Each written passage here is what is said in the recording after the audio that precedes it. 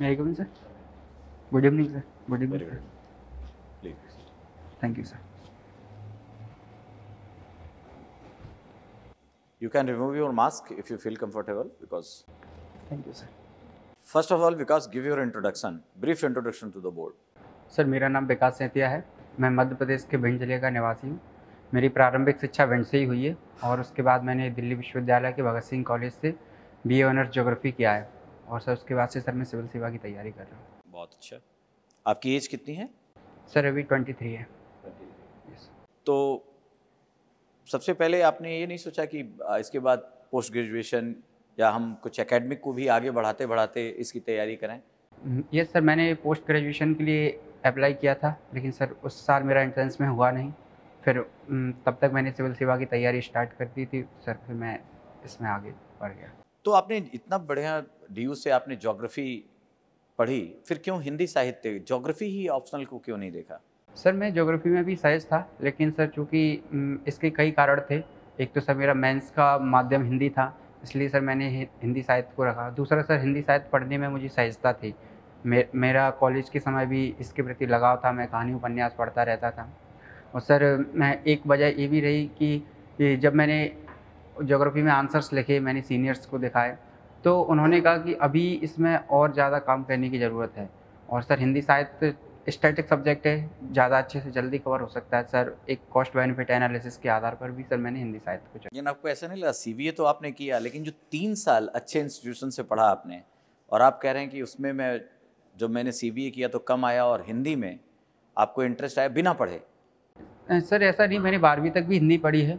और सर जो कॉलेज का सिलेबस है और जो कॉलेज की मांग होती है और जो UPSC की डिमांड है, सर दोनों में थोड़ा अंतर होता है। कॉलेज में किसी भी एक टॉपिक पर बहुत डीप में जाके पढ़ते हैं और लिखते हैं, जबकि UPSC में एक इंटरलिंकिंग अप्रोच की ज़रूरत होती है। अच्छा, आजकल बहुत सारे भौगोलिक ऐसी घटनाओं का होना न्यूज़ में आ रहा है जो पहले थोड़ा माना नहीं गया था। जैसे अगर एक घटना की बात करें तो माना जा रहा है कि स्पीड ऑफ अर्थ, अभी जो पृथ्वी अपनी अक्ष पे घूमती थी उससे ज़्यादा तेज घूम रही है। इस न्यूज़ को फॉलो किया आपने? सर माफ़ी चाहता हूँ, मैं इस बारे में पढ़ूंगा। अच्छा, मान लीजिए अगर पृथ्वी अपने अक्ष पे तेजी से घूमे तो क्या उसके इम्पैक्ट पड़ेंगे? सर अगर पृथ्वी अपनी अक्ष पर तेज़ी से घूमती है, सर एक तो जो पृथ्वी के कोरियोलिस बल के कारण पृथ्वी पर जो वस्तुएं विक्षेपित होती हैं, सर उन पर प्रभाव पड़ेगा। दूसरा सर जो दिन और रात की अवधि है, उस पर भी सर प्रभाव पड़ेगा। और सर तीसरा एक प्रभाव ये भी होगा कि ग्लोबल कूलिंग जैसे इफ़ेक्ट देखने को मिलेंगे अगर पृथ्वी अपनी अक्ष पर तेज़ी से घूमती है तो। कुछ सोशियो इकोनॉमिक इम्पैक्ट? सर मैं भी याद नहीं कर पा रहा हूँ। कोई बात। एक और घटना आई कि जो हमारा मैग्नेटिक पोल है अर्थ का, वो भी शिफ्ट हो रहा है, और ये तो काफ़ी न्यूज़ में था, बहुत सारी एनालिसिस आई। ये शिफ्ट क्यों हो रहा है और इसका क्या, एक पॉइंट अगर कोई पूछूं इम्पैक्ट तो? सर जो मैग्नेटिक पोल होता है, एक लंबे समय तक इसमें चुंबकीय उत्कोणों की घटना होती है और ये लंबे समय में इसमें ऐसा देखने को मिला है कि अपने आप ही शिफ्ट होता रहता है बहुत सारी जगह। बाकी सर इसके बारे में श्योर नहीं हूँ कि इसका क्या इम्पैक्ट पड़ेगा। अच्छा अच्छा, भूगोल में अगर हम जो सब्जेक्ट पढ़ते हैं तो बहुत सारी चीज़ें, कभी जियोमॉर्फोलॉजी की बात करते हैं, क्लाइमेटोलॉजी की बात करते हैं, ओशिनोग्राफी, इस तरह से उसका डिवीज़न किया गया है। अगर कोई एक पार्ट कहा जाए जो आपको सबसे बेहतर लगता हो तो कौन सा चुनेंगे आप? सर मुझे भूगोल में क्लाइमेटोलॉजी ज़्यादा सही लगता है। आजकल हीट डोम बहुत चर्चा में है, ये क्या कारण है इसका, हीट डोम का? सर हीट डोम का एक तो कारण सर ग्लोबल वार्मिंग है, और सर दूसरा जो सीमेंटेड स्ट्रक्चर बन रहे हैं, सर इसका भी एक कारण है। ये जो अर्थ से सन से जो लाइट आती है उसको एब्जॉर्ब कर लेते हैं और उसको वातावरण में पुनः इमिट नहीं करते, उत्सर्जित नहीं करते हैं, जिससे वहाँ पर एक अत्यधिक तापमान हो जाता है, जिससे वहाँ लो प्रेशर बनता है और हवाएं ऊपर उठती हैं, तो वहाँ पर एक हीट डोम जैसा बन जाता है, जिसे शहरों में अर्बन हीट आइलैंड भी कहते थे। अच्छा, आप भी जिस जगह से आते हैं उसकी भी ज्योग्राफी यूनिक है। जैसे ही आपके नेटिव प्लेस का नाम आता है तो उसके भूगोल के कारण वहाँ की सामाजिक आर्थिक स्थितियों को लेकर मन में एक खाका खिंच जाता है। तो क्या यूनिकनेस आपके जगह की ज्योग्राफी की है और उसका सोशियो इकोनॉमिक स्ट्रक्चर कैसे क्रिएट किया उसने भिंड में? सर जो भिंड है वो एक पठारी क्षेत्र में है, और वहाँ पर जो यूनिकनेस है वो है रेवाइंस, वहाँ की जो बीहड़ भूमि है उसकी वजह से। सर कुछ समय पहले वहाँ पर भीड़ की वजह से एक तो डकैत समस्या देखने को मिली थी, हालाँकि वर्तमान में उतनी अधिक नहीं है अभी। और एक सर दूसरा एग्रीकल्चर को लेके, क्योंकि जब बीहड़ भूमि बनती है तो कृषि की उर्वरता में भी कमी आती है, जिससे उसके सोशल इकोनॉमिक इम्पैक्ट देखने को मिलता है। कृषि उत्पादकता में कमी आ जाती है और लोगों की आय कम हो जाती है। तो क्या ये रिवाइन के कारण ही वहाँ पे जो आपने बताया दस्यु समस्या, डकैती समस्या उसी कारण से थी? सर रिवाइंस के कारण जो घाटियाँ बनती हैं वो एक कारण था। इससे उन जो दस्यु समस्या थी, जो दस्यु लोग होते थे उनको छिपने के लिए एक जगह मिल जाती थी। और सर इसके अन्य कई सामाजिक आर्थिक कारण भी थे, जैसे सर बेरोज़गारी भी थी और सर एक जो भूमि सुधार की समस्या भी थी। जो वंचित वर्ग होता था, अगर उसकी भूमि पर कोई कब्ज़ा कर लेता था तो वो उसके विरोध में हथियार उठा लेते थे। और सर कहीं न कहीं कानून प्रशासन की भी वो रही कि उनकी आवाज़ ठीक से नहीं सुनी गई। अच्छा, अफ़गानिस्तान में जो चीज़ चल रही हैं, कई बार ऐसे लोग कहते हैं कि अफ़गानिस्तान आखिर लैंड एकदम एक तरह से बंजर लैंड है, फर्टाइल है नहीं, और उसके पीछे बहुत सारे लोग ऐसे मारे जा रहे हैं। हमारा देखो कितना बिलियन ऑफ इन्वेस्टमेंट है और उसको लेके पूरा विश्व चिंतित है। जब हमारी वहाँ पे हम देखते हैं कि फर्टिलिटी लगभग शून्य है, फिर भी हम लोग इतने परेशान क्यों हैं, और पूरा वर्ल्ड भी, हम भी और पूरा वर्ल्ड? सर इसके कई कारण हैं। सर एक तो अफ़गानिस्तान में अशांति से जो मध्य एशिया है और जो पश्चिमी एशिया है उसमें उसके आसपास के राज्यों में अशांति उत्पन्न होती है। दूसरा सर अफ़गानिस्तान की जो रेयर अर्थ मेटल और अन्य तरह की जो धातु हैं वो वहाँ की ज़मीन में प्रचुर मात्रा में पाई जाती हैं। तीसरा सर वहाँ पर जो ड्राई फ्रूट्स की खेती होती है, जैसे खजूर वगैरह, और इनकी भी खेती वहाँ पर बहुत अधिक होती है। अच्छा, अफ़गानिस्तान पूरे साउथ एशिया के लिए क्यों इम्पोर्टेंट है? Sir Afghanistan and south Asia का ही भाग माना जाता है। भारत से इसकी सीमा भी लगती है, हालाँकि वो गिलगिट बाल्टिस्तान प्रांत से लगती है।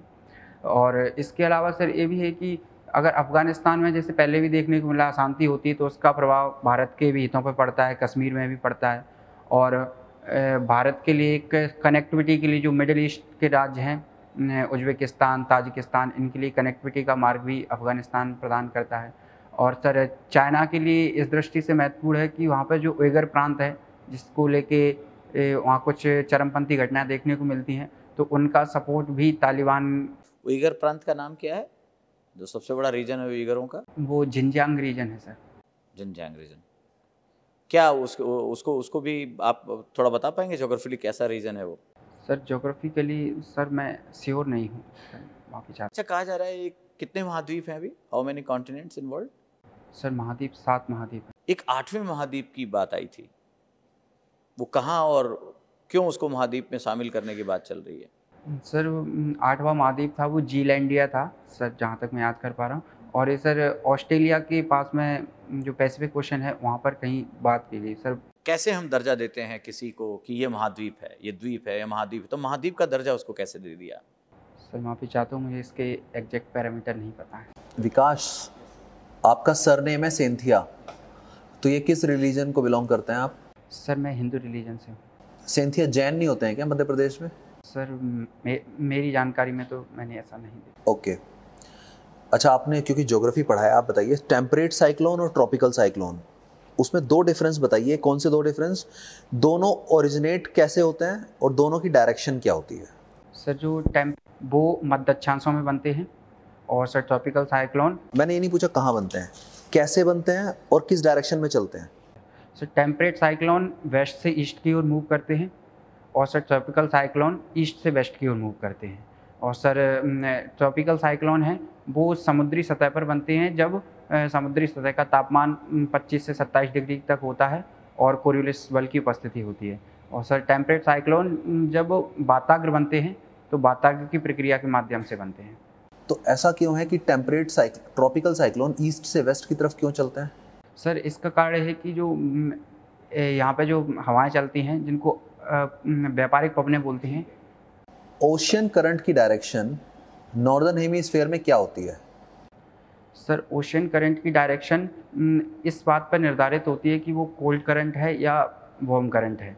सर नॉर्दर्न हेमिस्फीयर में जो वार्म करंट होते हैं उनकी डायरेक्शन इक्वेटर से पोल की तरफ होती है, और कोल्ड करंट की डायरेक्शन पोल से इक्वेटर की तरफ होती है। एंटी क्लॉकवाइज और क्लॉकवाइज के पॉइंट ऑफ व्यू से पूछ रहा हूँ कि पूरे नॉर्दर्न हेमिस्फीयर में हॉट हो या कोल्ड हो, वो किस तरह से क्लॉकवाइज होगी या एंटी क्लॉकवाइज सर होगी? वो क्लॉकवाइज होती है। क्यों? सर इसका एक कारण सर पृथ्वी का घूर्णन पृथ्वी वेस्ट टू ईस्ट घूमती है, तो उसी अच्छा ठीक उसके है। विपरीत temperature range and temperature anomaly में क्या डिफरेंस है? Temperature range and temperature anomaly. Sir temperature range होता है कि किसी भी जगह का तापमान कि ये लोएस्ट से लेके हाईएस्ट तक कितना हो सकता है, और सर टेम्परेचर एनोमली होती है कि जितना तापमान है यहाँ पर होना चाहिए उससे कम या ज़्यादा तापमान है।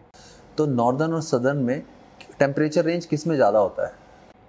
सर नॉर्दर्न और सदर्न हेमिस्फीयर में टेम्परेचर रेंज नॉर्दर्न हेमिस्फीयर में ज़्यादा होता है। क्यों? इसका कारण है सर कॉन्टिनेंटलिटी, क्योंकि सदर्न हेमिस्फीयर में जो ज़मीनी भूभाग है वो कम है। बैलेंस ऑफ पेमेंट और बैलेंस ऑफ ट्रेड में क्या डिफरेंस है? सर मैं भी दोनों में अंतर नहीं माफी चाहता हूँ सर। फिजिकल डेफिसिट और रेवेन्यू डेफिसिट में डिफरेंस? सर जो रेवेन्यू रिसीप्ट और रेवेन्यू एक्सपेंडिचर के अंतर को रेवेन्यू डेफिसिट कहते हैं, और सर फिजिकल डेफिसिट होता है कि जो प्राप्तियां हैं केंद्र सरकार की और केंद्र सरकार के खर्च जिसमें से उधार को शामिल नहीं किया जाता है। ओके ओके विकास, एनजेएसी के बारे में तो आपने सुना ही होगा। एनजेएसी को किस आधार पर नल एंड वॉइड डिक्लेयर किया गया?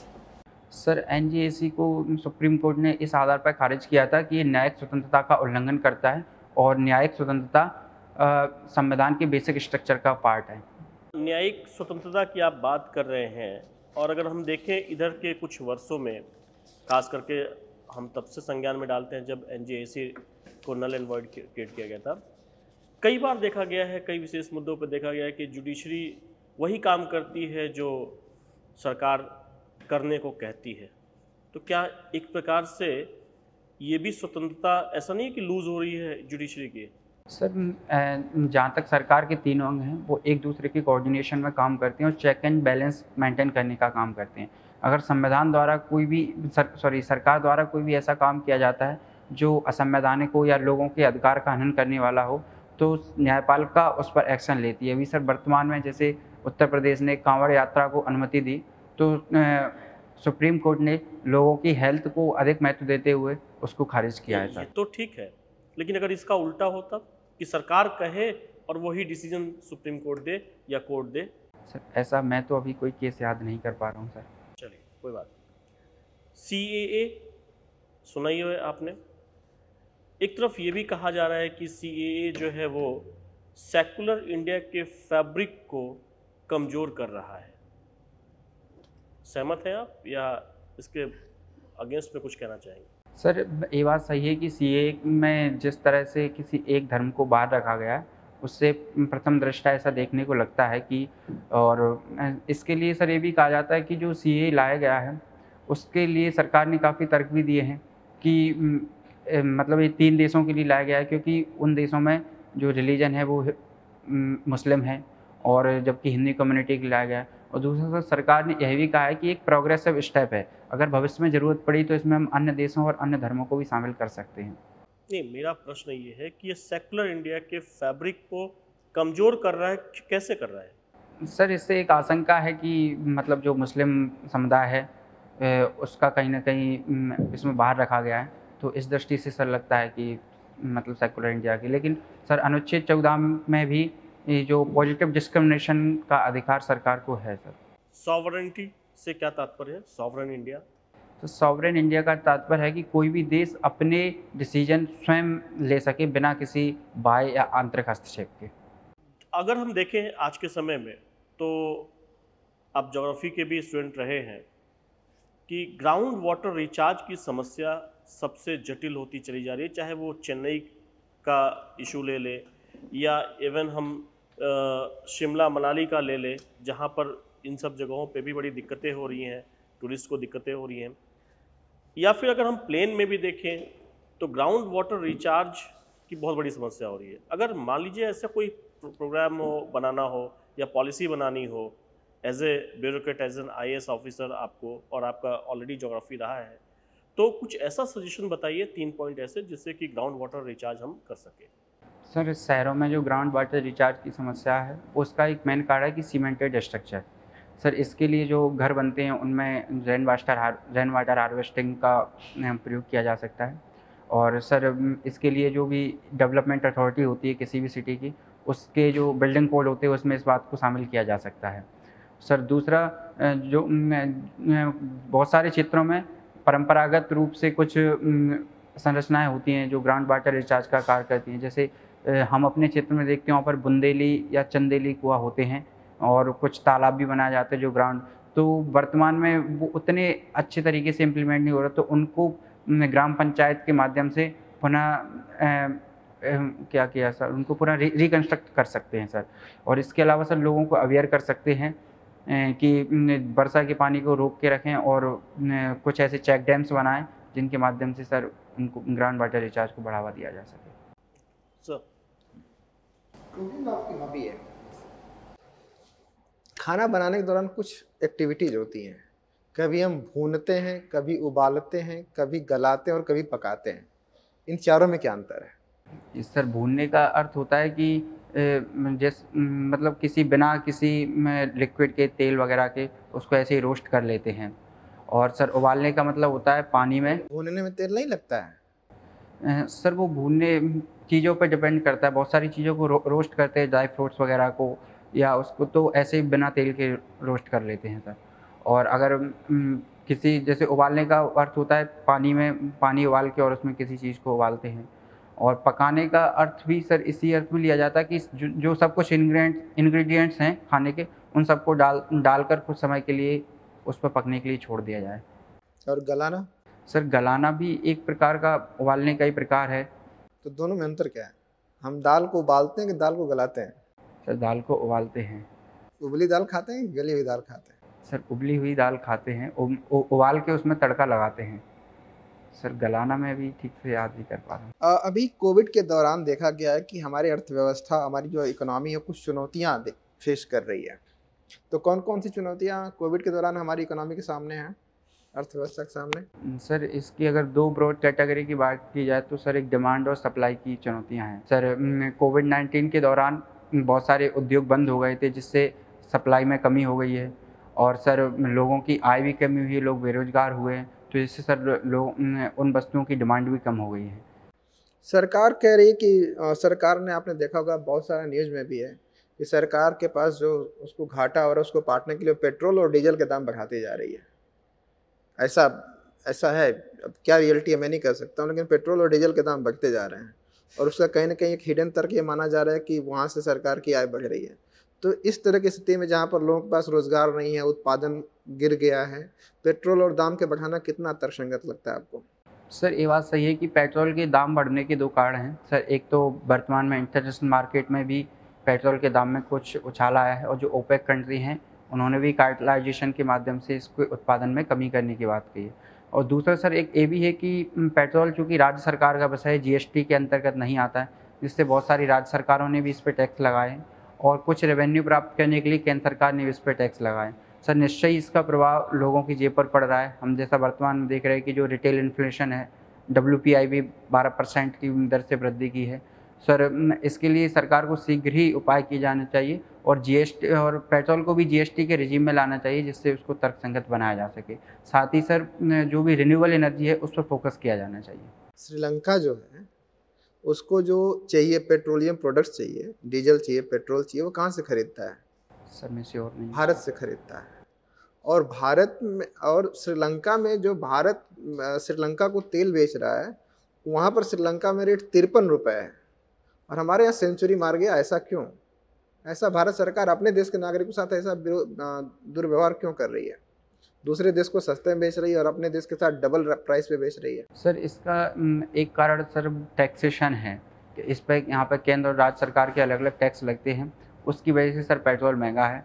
और सर वर्तमान में कोविड-19 की सिचुएशन को देखते हुए सर एक राजस्व का मुद्दा भी है। सर वर्तमान में सरकार बहुत सारे पैकेज और वेलफेयर स्कीम चला रही है, सर उनके लिए एक राजस्व का स्रोत भी है। मतलब यही एक रास्ता, और कोई रास्ता नहीं हो सकता है वेलफेयर स्कीम चलाने के लिए या इनकम को जनरेट करने के लिए? कोई और रास्ता नहीं, सिर्फ पेट्रोल डीजल ही एक रास्ता बचा है।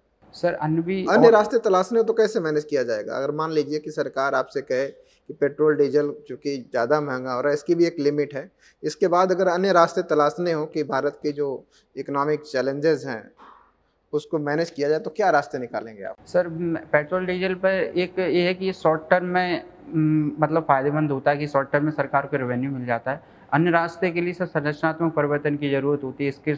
इसके लिए सर जो औद्योगिक उत्पादन है उसको बढ़ाया जाना चाहिए, जिससे हम नेट इम्पोर्टर से नेट एक्सपोर्टर बन सकें। जो कुटीर उद्योग हैं उन पर ज़्यादा फोकस किया जाना चाहिए। एग्रीकल्चर में सुधार के माध्यम से उसकी प्रोडक्टिविटी और फार्मर इनकम को बढ़ाने के प्रयास किए जाने चाहिए। आप डायरी लेखन करते हैं, तो डायरी और नोटबुक में क्या डिफरेंस है? सर नोटबुक एक जनरल टर्म है जिसे मतलब किसी भी पढ़ाई लिखाई के दौरान या किसी भी अन्य कार्य के लिए हम उपयोग करते हैं। सर डायरी होता है किसी व्यक्ति के मतलब पर्सनल घटनाओं का संकलन हम जिसमें करते हैं। किसी भी घटना को देखकर उसके मन में उस समय जो विचार आते हैं उसका संकलन हम डायरी में लिखते हैं। तो अ, कितनी डायरियाँ आपने बनाई हैं अभी तक?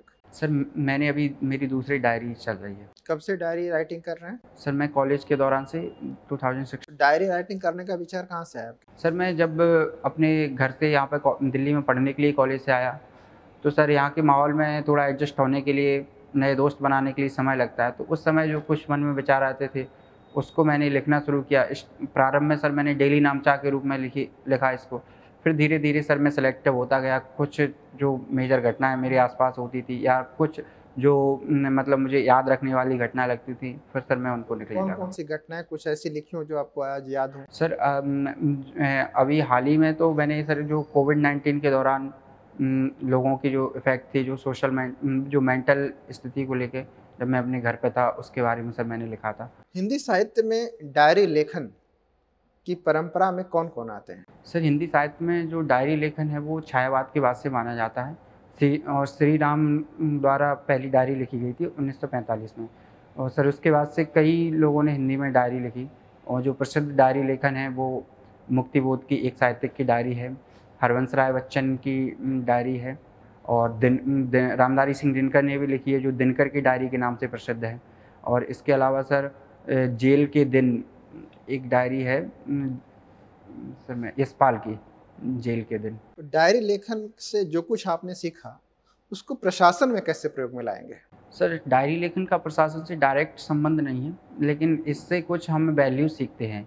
जैसे सर एक होता है कि सेल्फ एवेल्यूएशन, कि हम अगर कोई गलती कर रहे हैं तो उसको हम डायरी में लिखते हैं कि इसको कैसे सुधारा जाना चाहिए। सर एक तो ये कर सकते हैं। दूसरा सर एक स्ट्रेस बस्टर भी होता है। हमारे मन में जो भी अवसाद हों उसको हम डायरी पर लिख के, जिससे सर कार्य की प्रोडक्टिविटी भी बढ़ती है सर।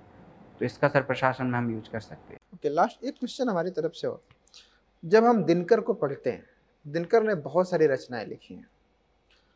उन रचनाओं में मैक्सिमम जो उनकी रचनाएं हैं वो वीर रस की हैं और वीर रस का कवि भी माना जाता है। बुसट के बाद सबसे बड़ा वीर रस का कवि दिनकर जी को माना जाता है। विश्व की जो 100 बड़ी रचनाएं उसमें से 74वें नंबर पर दिनकर की रचनाएं आती हैं। लेकिन दिनकर को जितने पुरस्कार मिले हैं, चाहे वो ज्ञानपीठ पुरस्कार मिले हों, साहित्य अकादमी पुरस्कार मिले हों, वो उनकी वीर रस की कविताओं के लिए नहीं मिला। या तो उर्वशी के लिए मिला या संस्कृति के 4 अध्याय के लिए मिला। तो ऐसा क्यों हो गया कि जिसके लिए वो फेमस थे, जिन रचनाओं के लिए वो जाने जाते थे, उसके लिए उनको पुरस्कार नहीं मिला और बाकी रचनाओं के लिए उनको पुरस्कार मिल गया? सर माफ़ी चाहता हूँ, मैं इस बारे में पढ़ूंगा जा करके सर। ओके, एक लास्ट क्वेश्चन। रामायण आपने पढ़ी होगी या सुंदरकांड तो आपके सिलेबस में ही है हिंदी साहित्य में। तो सुंदरकांड में इंक्लूडिंग होल रामायण की मैं बात कर रहा हूँ, तुलसी की रामचरितमानस की बात कर रहा हूँ। उसमें जितने भी श्लोक हैं रामचरितमानस में, उसमें तालव्य विषय का प्रयोग है जहाँ जरूरत होगी। लेकिन जब दोहे, चौपाई, छंद और सोरठा की बात करते हैं तो जहाँ पर तालव्य विषय होना चाहिए वहाँ पर तुलसीदास ने दंत स का प्रयोग किया है। ऐसा क्यों किया होगा? Sorry sir. सोच के बताइए कुछ, इसमें कोई ग्रामेटिकल चीज़ नहीं है। जैसे हम कहें प्रविश नगर कीजिए सब काजा, तो प्रविश में जैसे प्रवेश हम लिखते हैं तो प्रवेश में क्या होना चाहिए? तालव्य विषय होना चाहिए। लेकिन वहाँ पर उन्होंने किस में लिखा? सर इसका जो एक कारण मैं सोच पा रहा हूँ सर, एक तो मात्राओं की पूर्ति करने के लिए जो इसमें छंद में होती हैं, और सर दूसरा तुलसीदास जी ने संस्कृत का अवधिकरण किया था, तो सर इस चीज़ के लिए भी सर उन्होंने किया होगा। साहित्य पे, रामायण महाभारत पे ले आए हैं सर, और कुकिंग हॉबी है। आपको याद है महाभारत के युद्ध में एक बहुत बड़ा राजा था, वो उसने ही सारा रसोई या सारा खाना संभाला था। क्या नाम है उनका? महाभारत के युद्ध के दौरान सबको खाना किसने प्रोवाइड किया था? सर माफी चाहता बड़ी गुड हॉबी, आपके तो डेफ में दिखता है। शहीद भगत सिंह से आपने ग्रेजुएशन किया है। भगत सिंह की कुछ रचनाओं के नाम बताएं। हूं। सर भगत सिंह की एक डायरी है जो उन्होंने जेल के दौरान लिखी थी, डायरी के कुछ पन्ने नाम से उसका संकलन है। सर मैं अभी यही याद कर पा उनकी एक बड़ी विशेष रचना है, मैं नास्तिक क्यों हूँ। हाँ सर सॉरी। और उन्होंने एक बात कही, आप नास्तिक मानते हैं अपने आप को या आस्तिक? सर मैं आस्तिक हूँ, मैं अपने आप को आस्तिक मानता हूँ। अच्छा, तो भगत सिंह की चर्चा करते हैं, चूँकि आप 3 साल उनके नाम के कॉलेज में थे। ऐसा क्या लगता है कि भगत सिंह का नाम आते ही जो शौर्य है और युवाओं में जो क्रांति की, वो 3 ऐसे अप्रोच या विजन या कृत्य भगत सिंह के, जिसको लेते ही आप गौरवान्वित महसूस करते हैं? सर भगत सिंह का जो जिस वजह से वो प्रसिद्ध हैं, एक तो सर अन्याय के खिलाफ आवाज़ उठाने के लिए, और सर दूसरा वो गरीबों और के लिए न्याय की बात करते थे। वो कहते हैं कि किसी भी समाज को ऐसा होना चाहिए कि जहाँ सभी को न्याय मिल सके। और सर दूसरा देशभक्ति और राष्ट्रवाद को लेकर के भी सर भगत सिंह जाने जाते थे। अच्छा, तो लास्ट क्वेश्चन बोर्ड से, कल से पार्लियामेंट सेशन, मानसून सेशन शुरू होने वाला है। बहुत सारे चीज़ें हो सकती हैं, डिस्कशन हो। आप कोई एक ऐसा विषय जिस पर चाहें कि ये बिल इस बार आए और कानून बन जाए, तो किस विषय पर आप बिल लाना चाहेंगे इसी सेशन में? सर इस सेशन में सर जो वुमेन रिजर्वेशन का बिल काफ़ी लंबे समय से पेंडिंग है सर लोकसभा में, सर उस पर मैं लाना चाहूँगा। Thank you, you can go now. Thank you sir.